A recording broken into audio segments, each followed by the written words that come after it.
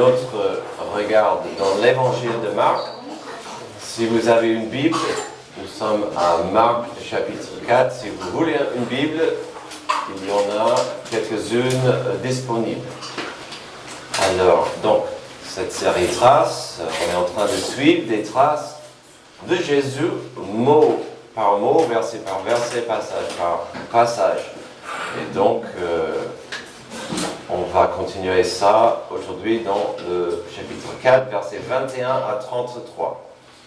Alors récemment, nous avons pris 2 dimanches afin de couvrir une des paraboles la plus connue et célèbre de Jésus, la parabole du semeur. Donc, Jésus a dit, il y a le semeur qui sème, et cette semence tombe dans les sols différents. Donc sur le chemin, dans le sol qui n'était pas assez profond, et puis dans les ronces, et puis dans la bonne terre. Et on a vu que les oiseaux qui mangeaient la semence sur la terre, c'était le diable qui veut arracher la parole des cœurs des gens. Le chemin, ou pas le chemin, la semence dans la terre peu profonde on voyait de la croissance, mais les racines n'étaient pas profondes. Elles ne pouvaient pas être profondes et la plante a séché.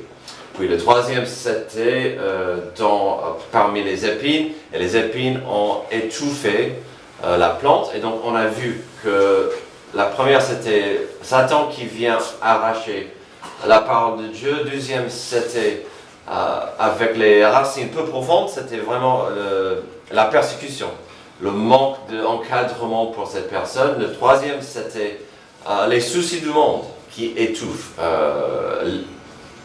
l'intérêt à l'argent, le confort d'être vraiment pris par le monde.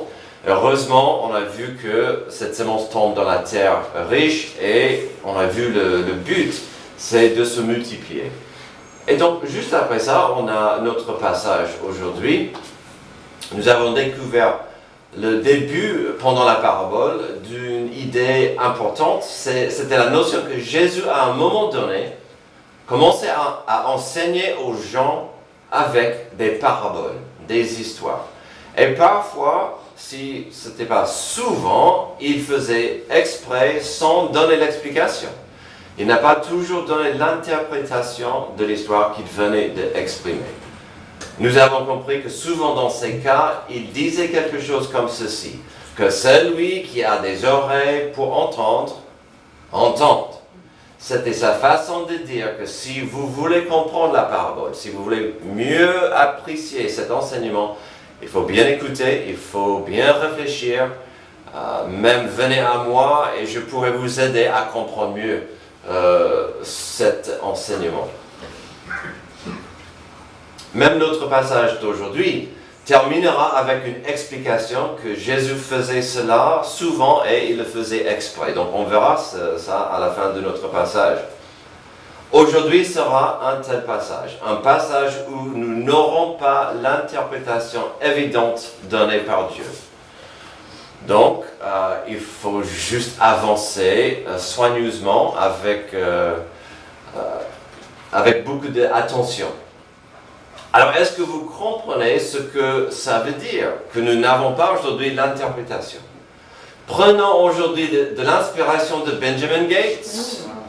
Qu'est-ce qu'il a fait? Il avait en tête un trésor immense, mais il fallait chercher des indices, résoudre des problèmes pour trouver ce trésor. C'est un film assez intéressant.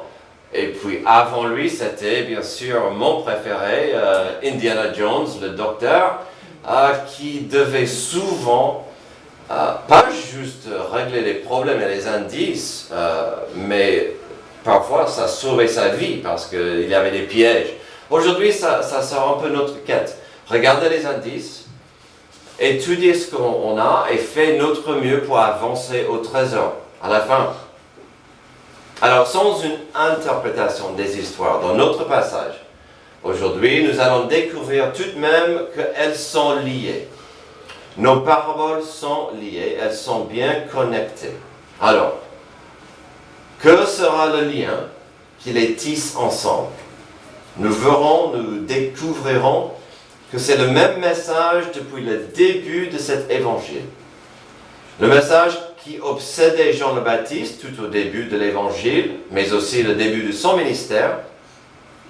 Puis, c'était le même message que Jésus a repris dès le début de son ministère. C'était quoi? Le royaume de Dieu. Ça sera le thème global, le royaume de Dieu. Il arrive, il approche, il est nécessaire même, ce royaume. Et puis, on voyait souvent au début, ça impliquait de la repentance. Quittez votre chemin qui ne glorifie pas Dieu et suivez-moi vers le royaume. Le problème ou le défi, si vous voulez, c'est que Jésus en a parlé souvent. Il a parlé énormément du royaume. Quasiment sans cesse, il en parlait. Et la plupart des gens ne comprenaient pas le côté spirituel du sujet.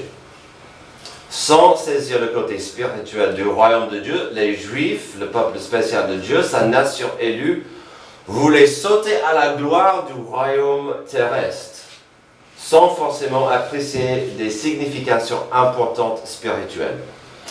Sur plusieurs niveaux, ça se comprend, parce qu'ils étaient sous la prise de Rome, donc ils n'étaient pas libres, ils devaient beaucoup d'impôts à ces envahisseurs, ils voulaient avoir la gloire du roi David qui régnait sur tout le monde, et Salomon. Et donc cette notion d'avoir le royaume de Dieu qui est là, leur parlait. Mais ça parlait au désir charnel.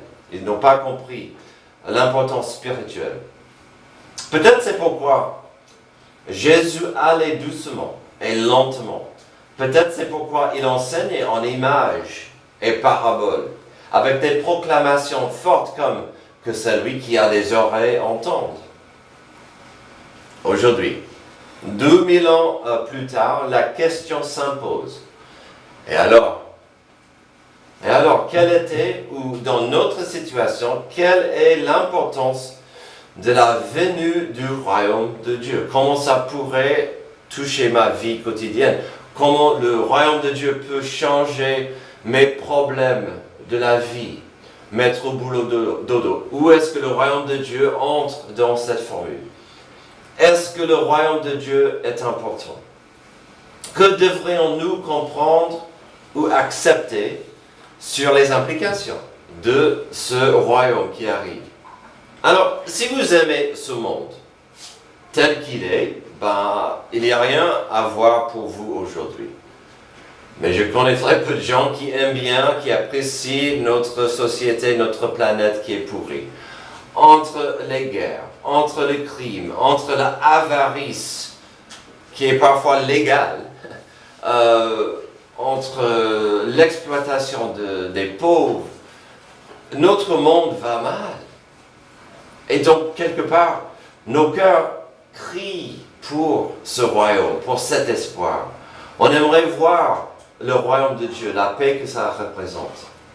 Mais on doit vivre dans ce monde triste. Alors, si vous lisez, par exemple, la prière modèle, ce que nous appelons souvent Notre Père, le royaume de Dieu implique la volonté de Dieu ici sur cette terre, cette planète pourrie. Voici donc comment vous devez prier. Donc, je ne vais pas lire toute la prière, même si elle est courte.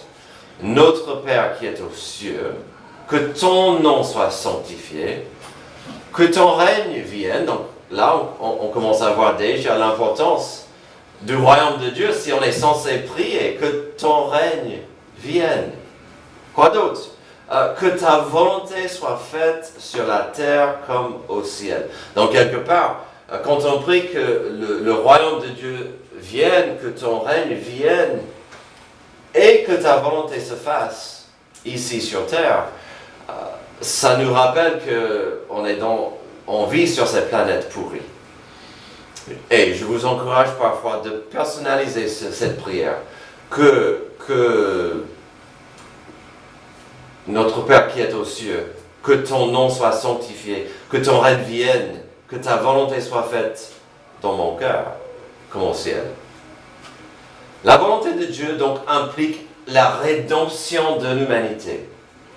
La grâce de Dieu qui restaure et transforme l'homme brisé. Alors, on est brisé. Il n'y a personne parfaite, mais on a besoin de cette grâce. Le règne de Dieu sur terre, ça implique la volonté suprême de Dieu. Ça implique qu'il y ait la paix au lieu de la détresse, qu'il y ait de l'amour au lieu de la haine, qu'il y ait de la compassion au lieu de l'indifférence, qu'il y ait de la fraternité au lieu de la rivalité. On a besoin de la volonté de Dieu ici, sur terre. Alors notre planète est fichue sans la volonté de Dieu. Afin d'apprécier la volonté de Dieu sur terre, il faut comprendre l'importance de certaines choses. On verra ces choses. Il faut comprendre l'importance de la transmission de la grâce. Alors, c'est quoi la grâce? On parle souvent de la grâce. J'ai trouvé une définition pas mal. La grâce correspond à toute faveur imméritée et librement accordée par Dieu conformément à son caractère. Ma définition toute simple, souvent je dis souvent, la grâce de Dieu implique ses bienfaits envers nous que nous ne méritons pas. Et donc, ça fait une des valeurs de la grâce qui est magnifique. On ne peut pas mériter, gagner la grâce. Dieu nous le donne. Parfois, c'est miraculeux, cette grâce. Par exemple, parfois la grâce nous porte pendant des épreuves. Mais ça, c'est un sujet pour une autre fois. Mais ça, c'est un exemple de la puissance parfois surnaturelle, spirituelle de la grâce de Dieu. Alors, pour notre premier point, nous verrons la transmission de la grâce de Dieu. J'ai choisi ce mot grâce parce que nous aurons cette notion de transmettre, ou la transmission des richesses, la transmission des bienfaits de Dieu. Mais Jésus va le faire avec des images différentes. Donc j'ai choisi la grâce parce qu'il va utiliser des images différentes. Au verset 21 à 23, cette grâce sera une source de lumière. Tout de suite après, au verset 24 et 25, le thème restera le même, c'est-à-dire la transmission de la grâce de Dieu. Mais l'image que Jésus utilisera ne sera plus une lampe, mais un message. Un message si précieux que c'était caché et préservé presque dans un coffre-fort. Mais maintenant, elle doit être mise en évidence, cette grâce. Donc, découvrons la transmission de la grâce de Dieu et son importance. Verset 21, il leur dit encore, « Apporte-t-on la lampe pour la mettre sous un seau ou sous le lit? N'est-ce pas pour la mettre sur son support? Il n'y a en effet rien de caché qui ne doive être mis en lumière, rien de secret qui ne doive être mis au jour. Si quelqu'un a des oreilles pour entendre, qu'il entende. » Alors déjà, cette phrase m'a fait rire parce que si je mettais une lampe sous mon lit, j'aurais horreur de ce que je vois. Un peu de poussière, c'est pas beaucoup. Mais ça, c'est une autre histoire. Mais il a raison. Qu'est-ce qu'on fait avec cette lampe, avec une lumière? Alors, aujourd'hui, la prédication aura 2 points. Chaque point aura 2 paraboles, ou 2 énigmes, 2 histoires. Comme je vous ai dit, nous n'aurons pas une explication ou une interprétation. Donc, parlons un peu de ce petit passage et cette belle image. Le verset 21 est très simple, très clair. C'est quasiment comme la parabole du semeur. On peut assez vite comprendre, avec pas mal de clarté, ces images de la lumière dans l'obscurité. Mais le verset 22 nécessite un peu plus de réflexion pour le comprendre, mais finalement c'est tout à fait compréhensible. Alors, parlons de cette lampe. À l'époque, sans électricité, bien sûr, tout le monde avait des bougies ou mieux, des lampes à huile pour illuminer, pour éclaircir la pièce. Peut-être pas toute la maison, mais au moins là où étaient les gens. Alors, pendant l'hiver, ça donnait un peu de chaleur, bien sûr, mais vraiment, ce qui était plus important, peu importe la saison, quand il faisait nuit, la lampe, c'était la source principale d'illumination. Surtout dans des moments où il fallait se déplacer dans d'autres endroits dans la maison. Alors, la lumière de lampe servait à illuminer que l'espace autour de la personne qui la tenait. On ne parle pas ici d'un phare où la lumière va très très loin, on parle de juste l'espace autour de la personne. Alors ça, ce n'est pas une lampe, ce n'est pas une bougie, mais vous comprenez, si au besoin, sans électricité, j'ai besoin d'illuminer la pièce, ça va m'aider juste autour de moi. Je ne peux pas illuminer grand-chose autour, mais au moins, c'est pas mal. Je peux illuminer le chemin devant mes pieds.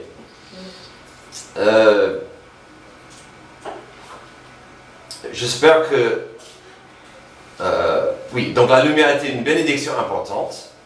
Sans la lumière, pendant la nuit, il n'y avait pas de productivité. Il n'y avait pas de convivialité. Il y avait des limites sévères sans cette petite source de lumière.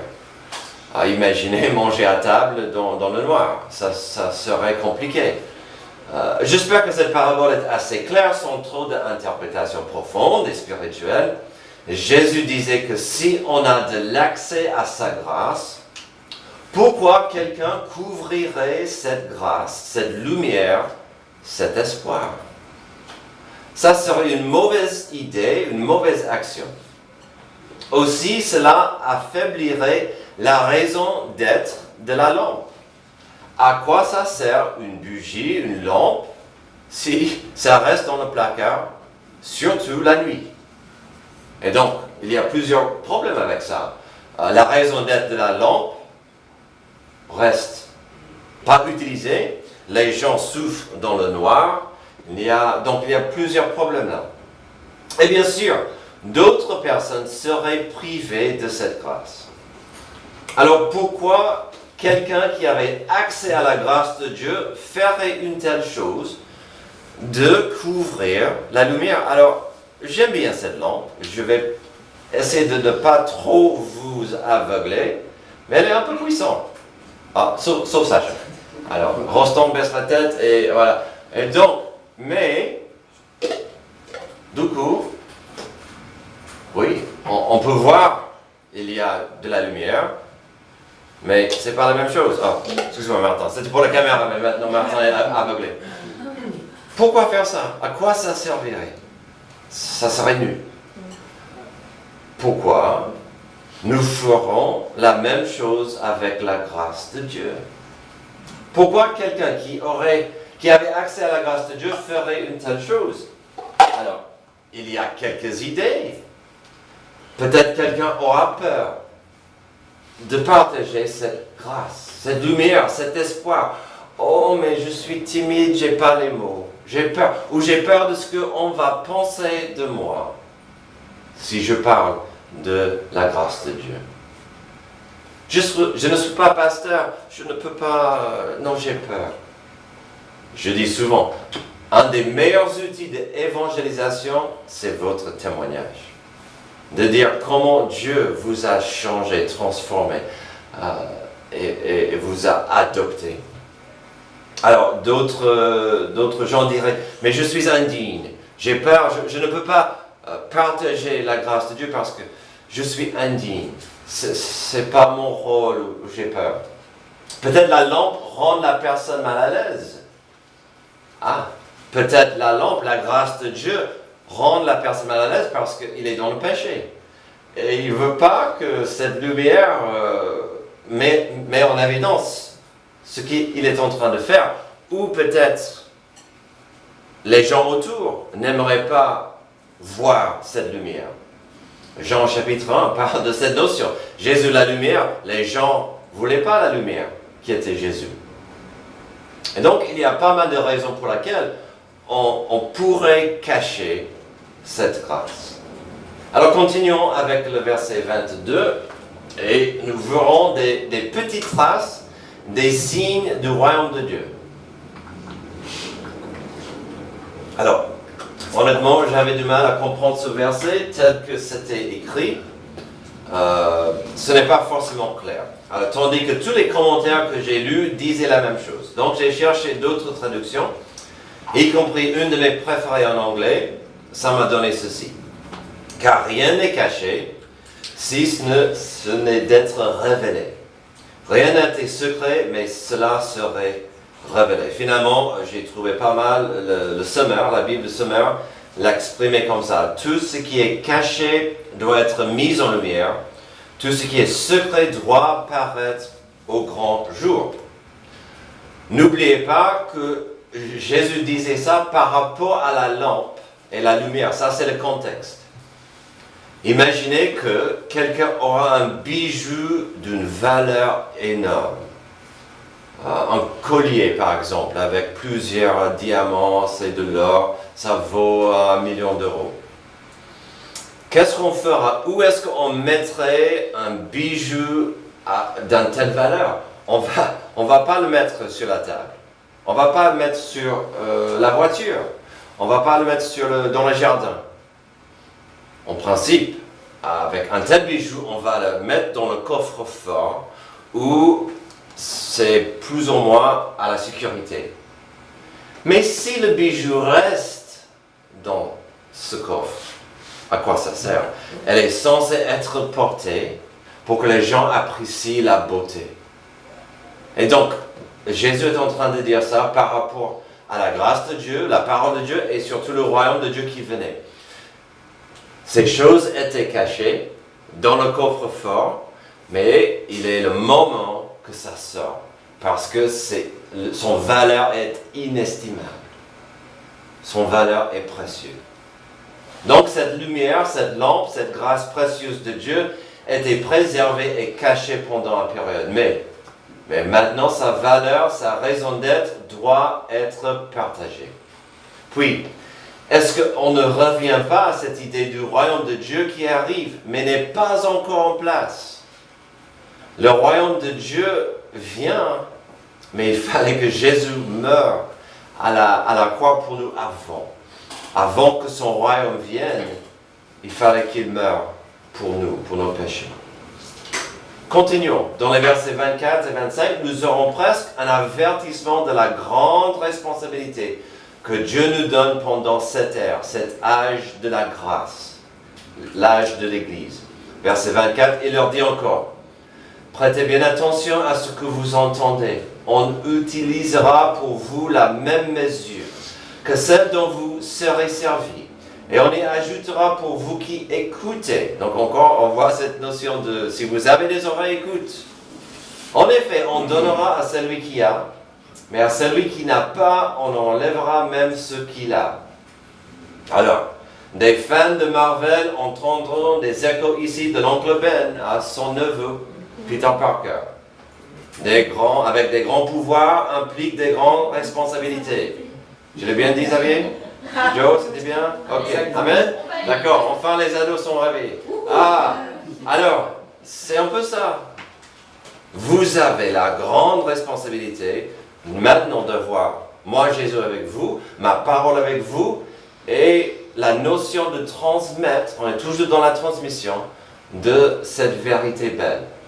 Qu'est-ce que vous allez faire avec cette richesse? Jésus disait clairement que ces gens étaient au stade important de recevoir ce trésor précieux, cette richesse immense de la grâce de Dieu, qui aussi impliquait la venue de son royaume. Mais on peut presque entendre encore le verset 23 ici. Si quelqu'un a des oreilles pour entendre, qu'il entende. Vous qui recevez cette richesse, ne la gâchez pas. Et combien de gens ont accès à la richesse de la parole de Dieu? Ils ont accès à la richesse d'une église. Ils ont accès à la richesse de la fraternité. Mais c'est gâché. C'est totalement gâché. Et pour ceux qui la reçoivent et auront du mal à l'apprécier, elle sera donnée aux autres.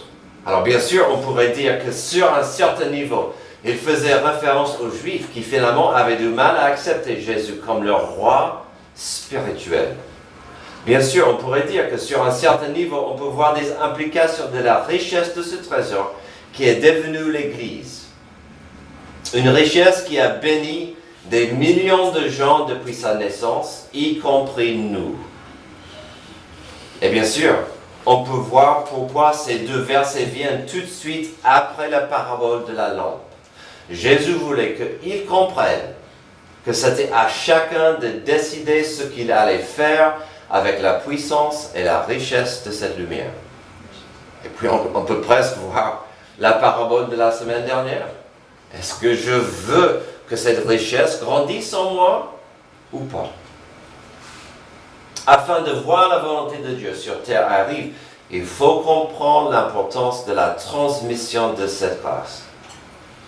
Est-ce que vous comprenez votre part dans cette formule? La grâce est censée être transmise. Qui va le faire? Oui, c'est un peu ma responsabilité en tant que pasteur, mais ce n'est pas que la mienne. C'est notre responsabilité de transmettre la grâce de Dieu. Est-ce qu'il y a des obstacles ou des empêchements dans votre vie qui gênent votre transmission de cette grâce? Il serait difficile de transmettre la grâce de Dieu si on ne marche pas avec lui. Et je dis souvent, parfois j'ai du mal à comprendre, mais Dieu aime bien de nous utiliser. Il peut envoyer des anges, il peut envoyer des visions, il peut envoyer plein de signes. Mais il me semble que sa préférence soit nos bouches, nos vies, nos témoignages. Afin d'apprécier la volonté de Dieu sur terre, il faut comprendre aussi l'importance de la transformation de la grâce. Verset 26, il dit encore, « Voici à quoi ressemble le royaume de Dieu. Il est semblable à un homme qui jette de la semence en terre. Ça c'est le semeur, qu'il dorme ou qu'il reste éveillé nuit et jour, la semence germe et pousse sans qu'il sache comment. En effet, d'elle-même, la terre produit d'abord l'herbe, puis l'épi, enfant le grain tout formé dans l'épi. Et dès que le fruit est mûr, on y met la faucille, car c'est le moment de la moisson. » Encore sans une interprétation précise, on doit toujours appuyer sur cette première phrase. Jésus voulait que l'on comprenne mieux le royaume de Dieu. Et que devrions-nous saisir par ces mots? Ici, nous voyons un miracle. D'abord, il y a le miracle du processus. Encore, nous avons un semeur. Et comme nous avons vu il y a 2 semaines, cela implique quelqu'un qui sème quelque chose de précieux, quelque chose de puissance, avec beaucoup de potentiel. Mais si la dernière parabole d'un semeur parlait de la terre où se trouvait la semence, ainsi que des obstacles qui l'entouraient, ici l'accent est mis sur le miracle du processus de la croissance elle-même. Une fois qu'elle est placée dans le sol, le semeur ne peut rien faire. À ce stade, il doit mettre sa confiance dans le processus. Cela est évident au verset 26-27. Ce n'est pas la peine de perdre du sommeil en faisant des soucis pour cette plante. À ce stade, il doit mettre sa confiance dans ce processus. Il a fait ce qu'il pouvait, il a fait sa part, il a rempli sa part de sa responsabilité. Maintenant, le miracle du processus de la croissance doit agir. Je relis verset 28-29. En effet, d'elle-même, la terre produit d'abord l'herbe, puis l'épi, enfin la graine, toute formée dans l'épi, et dès que le fruit est mûr, on y met la faucille, car c'est le moment de la moisson. C'est intéressant que celui qui a des oreilles entende. Le royaume de Dieu ne viendra pas dans un seul coup, selon ce passage. Il y a des étapes, il y a des stades, il y a une croissance progressive. Le processus est beau, le processus est parfois lent, le progrès est parfois invisible même. Mais ce qui compte, c'est que le processus en question, c'est un miracle de Dieu et c'est sa responsabilité, le miracle du processus. Terminons. On a vu le miracle du processus, maintenant il y a le miracle du produit. Verset 30. Il dit encore, à quoi comparerons-nous le royaume de Dieu ou par quelle parabole le représenterons-nous? Il est comme une graine de moutarde. Lorsqu'on la sème en terre, c'est la plus petite de toutes les semences qui sont sur la terre. Encore un indice ici que le royaume de Dieu ne venait pas en vigueur, ne venait pas en violence, ne venait pas comme un ouragan, comme souhaitait le peuple. Le produit, entre guillemets, qui venait avait un début plutôt humble, plutôt modeste. Quelque chose à première vue était insignifiante, comme une graine de moutarde, tout petit. Une graine minuscule. Sans savoir plus sur une telle graine, on dirait que ne rien peut arriver de ça. Mais, verset 32, mais lorsqu'elle a été semée, elle monte, devient plus grande que tous les légumes et développe de grandes branches de sorte que les oiseaux du ciel peuvent habiter sous son ombre. Si tout à l'heure, nous avons vu que le royaume de Dieu et sa venue impliquent un processus miraculeux, même parfois lent, ici Jésus nous montre sa splendeur un jour. Un aperçu de sa grandeur et sa gloire. Quelque chose qui semble minuscule au début, mais arrive un jour à une échelle énorme et bénéfique pour ceux qui l'acceptent et l'embrassent avec des bras et des cœurs ouverts. Et donc Jésus voulait que ces gens comprennent, et nous aussi, le royaume de Dieu est capital et il arrive. Mais ce n'est pas comme vous pouvez imaginer ou souhaiter, car c'est le royaume de Dieu et la volonté de Dieu. Donc forcément, on ne peut pas imaginer avec nos esprits faibles, comment le royaume fera ou sera.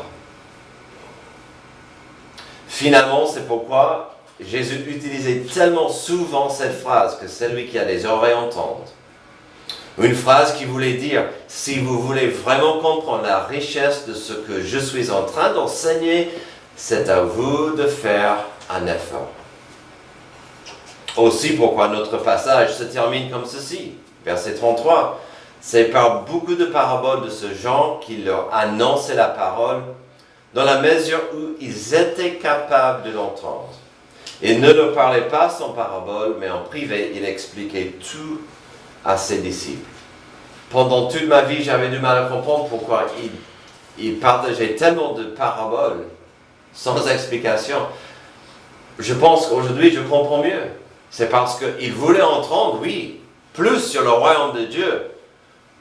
Maintenant, Jésus devient notre roi, chasse des Romains, que nous ayons encore un royaume terrestre et qu'on règne sur toute la terre. Et Jésus voulait qu'ils comprennent, doucement, doucement, le royaume arrive, mais ce n'est pas du tout ce que vous pensez. C'est plus spirituel avant que charnel, avant que de devenir terrestre. Alors qu'en est-il pour nous? Nous sommes censés faire croire avec ce passage. Finalement, j'espère que vous avez remarqué quelque chose d'important dans ce message aujourd'hui. Oubliez pour le moment cette notion de l'importance de clarifier, décortiquer tous les énigmes et les mystères comme Dr. Jones. Il y a ceci à considérer, même apprécier et comprendre. En ce qui concerne la grâce de Dieu et son royaume, nous avons vu deux vérités importantes. Le premier point, la première partie était de comprendre la transmission de la grâce. Et cette transmission de la grâce est notre responsabilité. Ces deux passages montrent deux responsabilités. La première, c'est la nôtre. Nous sommes censés transmettre, partager la grâce de Dieu. Ça tombe sur nous. Ce n'est pas un fardeau. C'est une grande responsabilité. Le deuxième point, la deuxième partie du passage nécessite pas mal de foi et parfois de la patience de notre part. C'est parce que nous avons vu qu'il faut comprendre l'importance de la transformation de la grâce. Et c'est une transformation qui peut sembler lente. Un processus miraculeux que nous ne pouvons même pas comprendre. Si la première moitié du passage est pour nous et implique notre action et notre engagement, cette deuxième moitié, c'est la responsabilité de Dieu. C'est lui qui opère sa grâce pour mieux avancer son royaume dans des endroits et des niveaux que nous ne pouvons pas aller. Heureusement, c'est Dieu qui sauve. Heureusement, c'est le Saint-Esprit qui transforme. Heureusement, c'est Dieu qui prend le cœur mort et le rend pur. Ou, comme l'apôtre Paul l'a si bien exprimé à 2 Corinthiens 4, 6 à 7. Car Dieu qui a dit, « La lumière brillera du sein des ténèbres », a fait briller la lumière dans nos cœurs. Pourquoi? Pour faire resplendir la connaissance de la gloire de Dieu sur la face de Christ. Nous portons ce trésor dans des vases de terre, afin que cette grande puissance soit attribuée à Dieu et non pas à nous. Nous portons cette lumière, nous portons cette grâce dans des vases fragiles. Et tant mieux, parce que Dieu est censé briller en nous et à travers nous. Prions. Merci Père éternel pour ce regard sur l'importance de ton royaume qui vient, sur l'importance d'être dans le champ, d'être prêt à transmettre ta grâce, mais aussi de mettre notre confiance en toi. C'est toi le Rédempteur, c'est toi le Sauveur, c'est toi qui fais le travail spirituel et miraculeux dans le cœur. Aide-nous à saisir et apprécier ces vérités afin que tu reçoives la gloire. C'est dans le nom de Jésus que je prie. Amen.